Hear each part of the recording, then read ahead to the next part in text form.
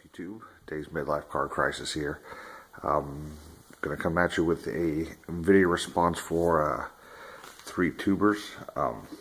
First is Ray from Philly, then one from MrFisherbike, and one from Hound.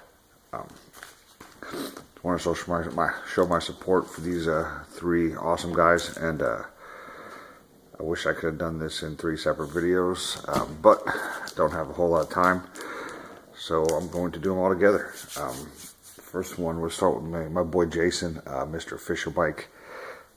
He just wants you to show off 3 cards that you like, that have some good stories with them. So I'm going to do that. First, these are going to be 2 combined together, and I've told these before, but the Dwight Gooden and Frank Viola. These are rookie cards. These were, of course, these are not the actual cards. I've upgraded them, but those 2 cards, raw, were my first 2 pickups at an LCS.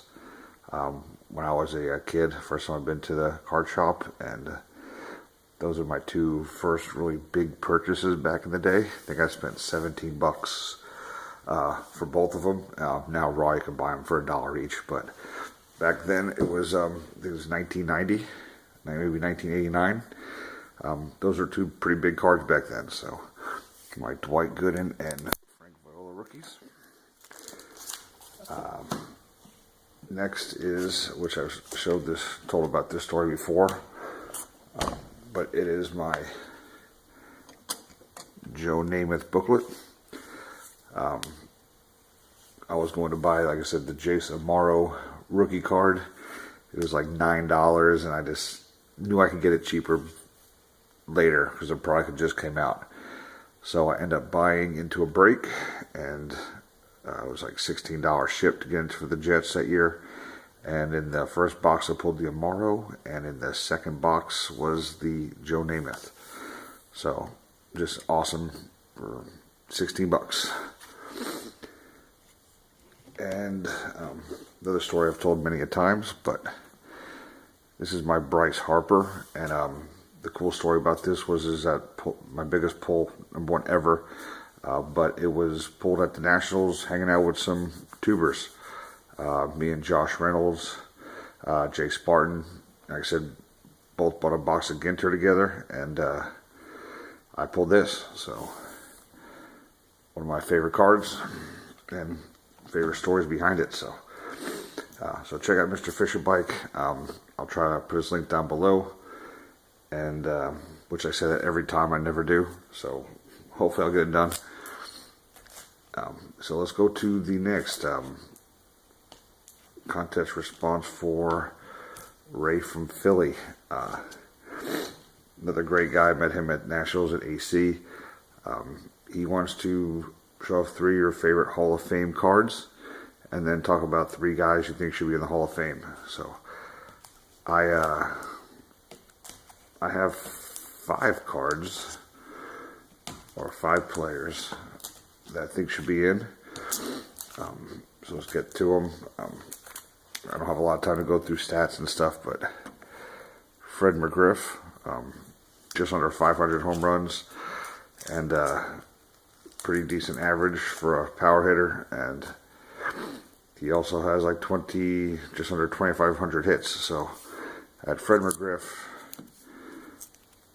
Mark Grace, who I believe has the most hits in the 90s, and he also has a over 300 batting average for his career, and was a Golden Glove winner. So, and the other one was Will Clark. I had kind of these 3 guys tied up, but Will Clark, another one, 303 average, hit for a little bit of power, a little bit of RBIs. He's just an all-around great player. So those 3 guys is kind of, I thought, should get in. They were kind of tied for 3rd for me, but the 2 main ones were Bernie Williams.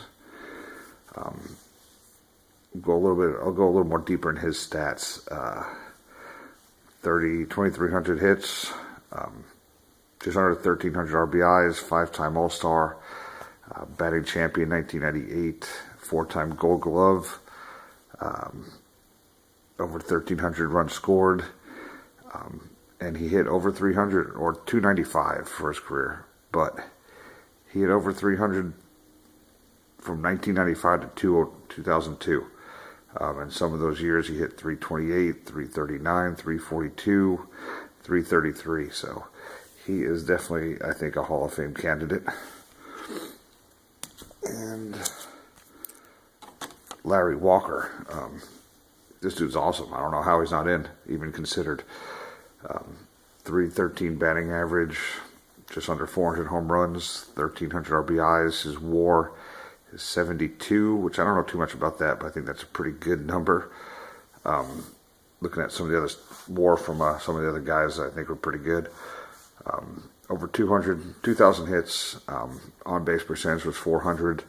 He won an MVP, 5-time All-Star, and he was an awesome fielder. 7 Gold Gloves, and he's like ranked 17th in assists of all time. So Larry Walker. And then Ray also wants to show a couple of your favorite or best Hall of Fame cards. So here's my Ryan Sandberg booklet from 5-Star. Way like that. This one I showed not that long ago. Bob Feller, the Topps retired. These things are awesome looking. Love that photo. And just for Ray himself, we'll show off my Mike Schmidt Finest auto. So now let's go on to Hound cards. Check him out. He has an awesome PSA collection of rookies. Now he hasn't been making too many videos lately. I think his last one he said he hasn't been doing it in 5 months because he's been collecting a bunch of cowboy guys. He's also a local.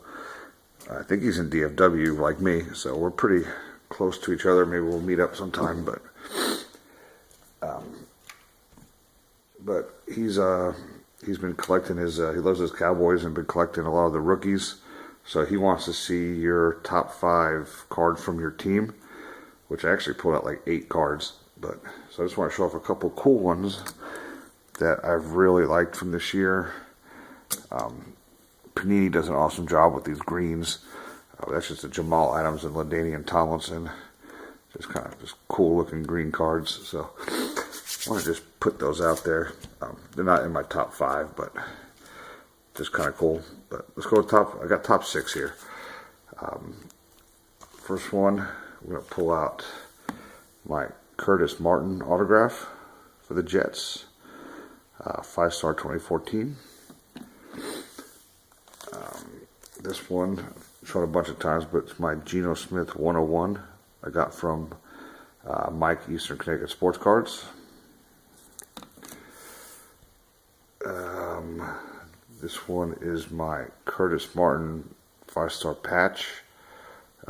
Still trying to work on this set. Just they don't come up very often, but just love these 5-star relics. Even with the baseball from this year is awesome.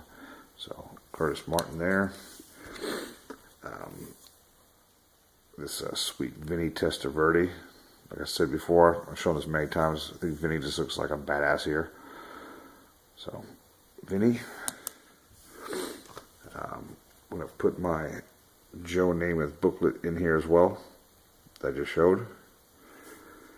And my favorite Jets card is my Namath Pennington Dual Auto. So go check him out. Card Hound. Like I said, awesome dude, awesome collection. Ray from Philly. Everybody knows him. Great guy.